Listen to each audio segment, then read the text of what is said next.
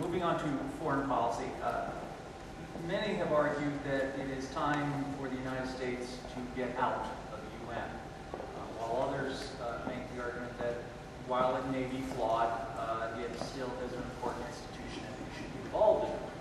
What is your opinion of our role with the United Nations, and what would you do as Senator with respect to our relationship with the United Nations?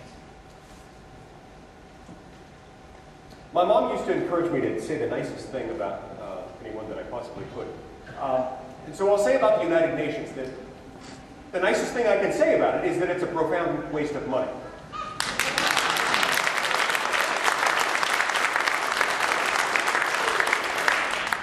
When I was in law school, I helped found, along with Professor Richard Wilkins, an organization whose job it was to help educate representatives of various countries going to UN meetings about the negative impact that some UN policy statements they were being asked to sign on to, the impact that might have on domestic family policy. The decidedly anti-traditional family agenda seems to permeate many UN policy statements and many UN conventions. So we established a small network of lawyers who were willing to sacrifice their time, give of it freely, in order to travel to these events, review these policy statements, and give advice to people before they signed on to them. People from countries all over the world, telling them what this really meant, what this would mean for protecting traditional marriage, what this would mean for protecting parental rights, what this would mean ultimately for children. So in the process of doing that, I saw that the UN has far outstretched its original authority. It's far outlived its original purpose. And I don't fundamentally believe that it makes us any safer or any better off in the world just because we have it. So at a minimum, I think we need to withhold funding from the United Nations budget. And ideally, if we can get the votes to do it, I think we need a formal withdrawal from doing it. Thank you.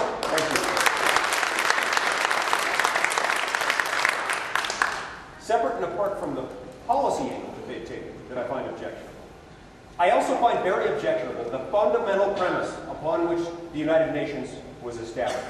The idea that the United States should relinquish any amount of its sovereignty to an international body that is not sovereign, that is accountable to no one, is utterly repugnant to the Constitution and the principles of good government.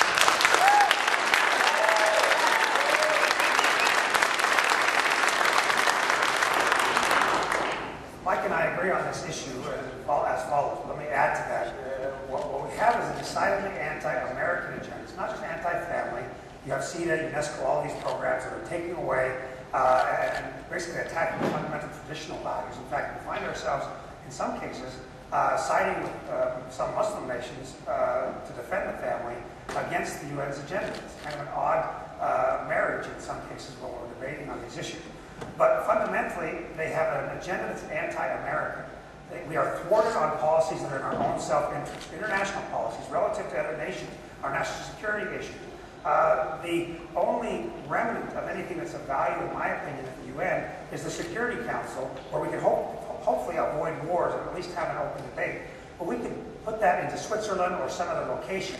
Today, the UN has corruption around the world. If you look at the most notable is the Oil for Food program in Iraq before the war there. They were taking money, they were putting things under the table, they were stealing, and that happens a lot in these international programs. Also, I will never, ever vote to put U.S. troops under the guide of the blue helmets of the UN.